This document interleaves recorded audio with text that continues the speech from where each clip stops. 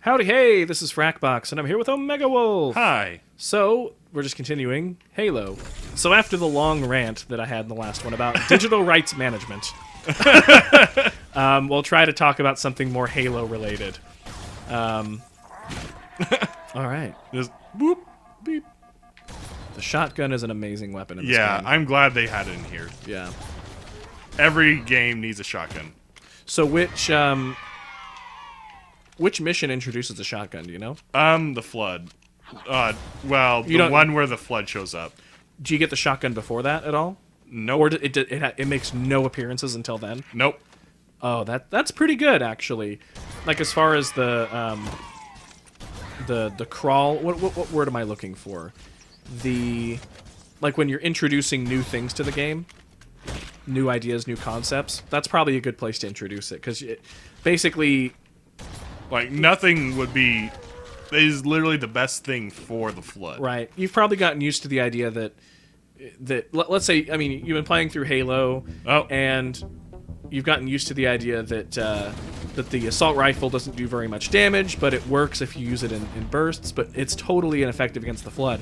You might have even tried to use it against the Flood and just realized that it's just not effective. The pistol's pretty okay, but you have to aim for the chest. You have to aim, yeah, exactly. The shotgun is just really the best thing to use. It's like the only thing to use, really. You could use the sniper rifle if you're super pro. Yeah, I think I've actually used the sniper rifle as a shotgun a few times. Because the sniper rifle and the shotgun, they have the same damage output. It's just one is more spread out. That's actually why Linda won't switch weapons in Halo 5. Nope. Whoa. Back off! Yeah, it really is just the best thing to use.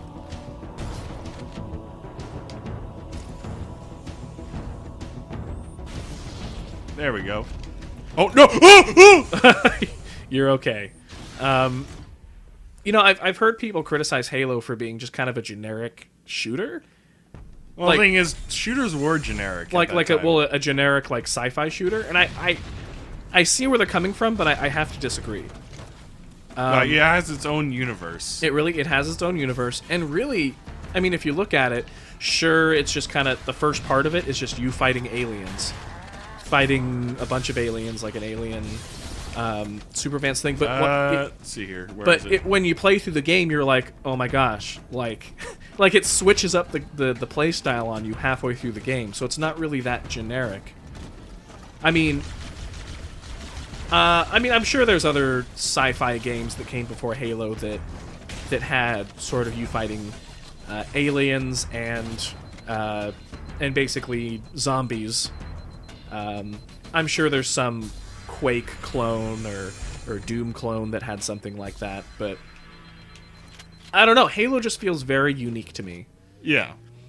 Just the pacing, the way that it switches it up. At least Halo 1. Halo 1 is probably my favorite Halo game, just because of that idea. The second Halo's pretty good.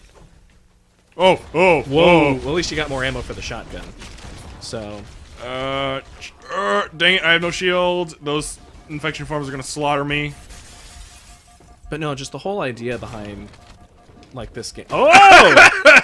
Whoosh! Oh. Just shifting hips. No, but no, this game is it's got elements of being generic, but it's not. But I think it stands out. It really, really does. There's a reason why. There's a reason why this game was highly, highly praised. And it's why it made the Xbox the way what it was. Yeah. Well, prior to this game, you didn't really have large landscapes in a first-person shooter. Or open landscapes. Like open landscapes. You had dank, dark corridors and hallways, you know? And I mean, it sort of does that here, but just, you probably saw earlier in the mission, there was a giant snow cavern. Yeah. Or a giant snow That was canyon. unheard of. Yeah. You know, this game was originally going to come out for the Apple computer. It was actually going to be a RTS. I guess it eventually was. It eventually was, yeah. I mean, if any game was going to work as an RTS, it would have been this one, but it should have been on the PC. It should have been developed. Oh! He, like, reached up into the sky and murdered me. It should have been developed for the PC first. An RTS just doesn't make sense on a console at all. All the way back here. Because you know Red Alert, right? So Yeah. Command and Conquer Red Alert. They made a version of that for the PlayStation. Huh. Or was it the PlayStation or was it the N64? I think it was both, actually. I think they made a version for the PlayStation and the N64. And come on. you don't really hear about it all that much because it's better on the PC, and it was developed for the PC. Yeah. It's, Red Alert is one of my favorite games. Command and Conquer Red Alert, especially like the Aftermath. Stop expansion. shooting me! Oh, you are low on health. I like how you like. Okay, so picture this. It was you walk behind, like out from behind the thing, and it was sort of like James Bond. Like the flood shot you like it was James Bond or something. This sprinting is not working. You don't have a sprint. You might want to wait As until in, the like, shields come sprinting back. Wait till the through. shields come back. Oh. It's not gonna happen. No, just kill these guys. No. You need to wait for your Not shields going to to come back. happen. Yes, it is. You just gotta wait for it. That's the reason you're dying. Well, that was a rocket launcher. Okay, yeah, fair enough. Okay. Wait. Gotta wait for your shields to come back. You can't just... But I You have can't take on the world there, cowboy. Yes, I can.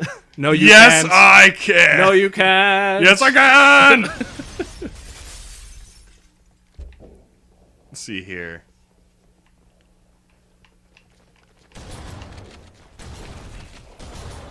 I'm getting rid of all of these. Yeah, you're gonna need to do that, because That's what's killing me. is them sneaking up behind you. Well, them sneaking up behind you is pushing you towards the other enemies. Yeah. So... Let's see here. What do I have? Do you have another weapon? Oh, there you go. Oh. Okay. Yeah, the infection forms aren't much of a threat. Yeah, you're doing a lot better now. Whoa! Oh, and plus when you... Oh, rocket launcher. Plus, when you give them time, they kill each other. So there's less. Well, I was just trying something different. I actually Yeah. sometimes just slaughter everything. Whoa! Oh, you got I think I killed two, both of them. yeah, 2 with 1 shot.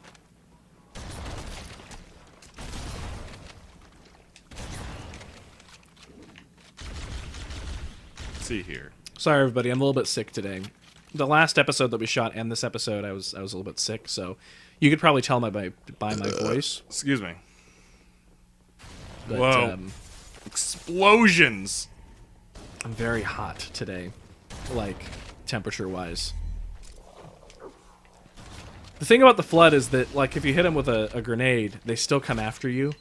They don't like freak out like the Covenant does. Yeah, they don't care. Yeah. All right. Let's go. Whoa! Oh, yeah. I think those are the wrong things to throw a grenade on, because if you stick it and it keeps coming at you... I wasn't trying to stick it. Oh, here we go. Action. Maybe take this part slower.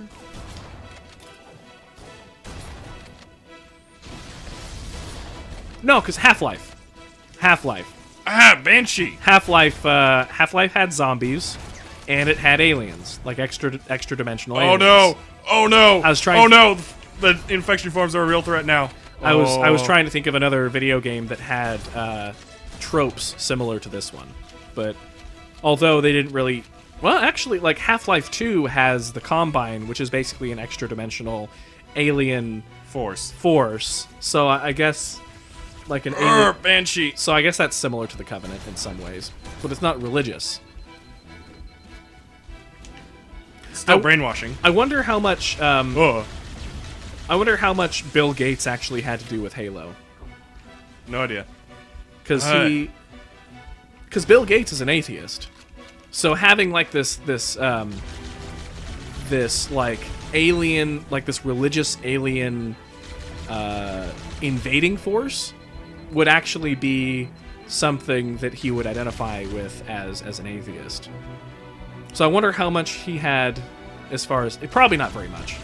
I mean, he probably just approved it. I mean, it's not like George Lucas, where George Lucas changes his mind, and even with the video games with LucasArts, Lucas will show up, and he'll just be like, "Well, like the Banshee." For instance, there was a game where they were gonna have like a bounty hunter, I forget what the name of the game was, like 1313 or something. They were gonna have like a bounty hunter, it's like a standalone title, and George Lucas shows up. He just says, "I want this to be Boba Fett," and they're like, "But this character, but it's set like years different, like decades different. Oh dang! We can't have Boba Fett," and he's just like, "Make it work." And they're like, "Okay." And then there was a and there was another situation where basically Darth Maul. There was Darth Maul and like this female character, and they were going to be enemies or something. And they told it to Lucas, and Lucas was he took the figurines of them, and he pushed them together, and he's like, "They're friends." Lucas messes things up. So you actually, you don't, and he has that right since it's his creative vision, but he's been surrounded by yes men for so long. Nobody's ever told him, like, "No, that's not going to work with this, man. That doesn't happen. That didn't really happen, especially for the prequels and the Star Wars movies." So we got a product that just wasn't as good.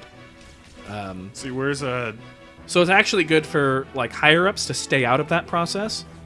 Actually, to use another example, Akira Toriyama, who's the creator of Dragon Ball, a lot of the story elements from Dragon Ball happened because of meddling from editors.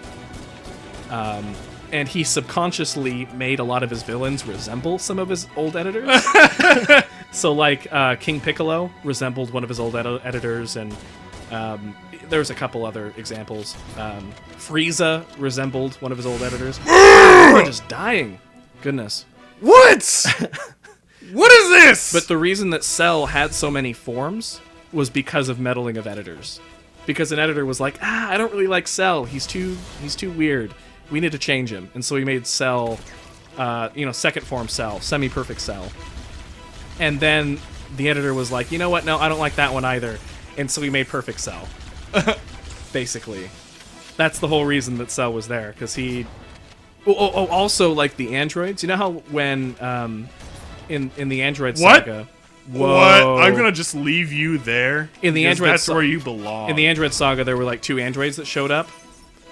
The editor was like, no, I don't like those androids. You should bring in some other ones. And that's where, like, Android 17 and 18 came from. Is because an editor said, no, I don't like those other androids.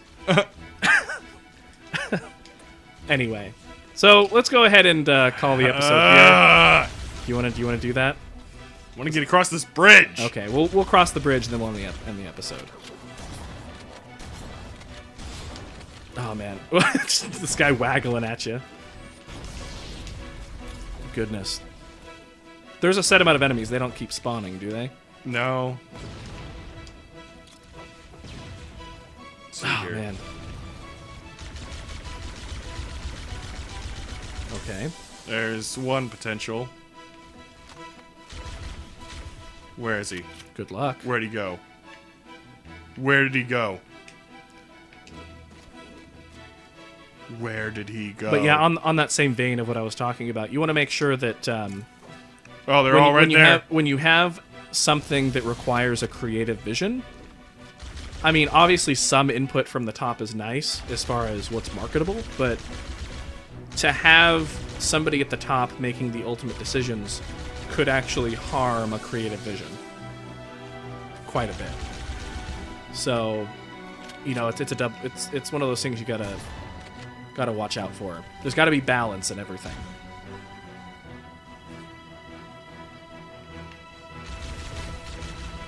I'm so terrified of the rocket launchers right now.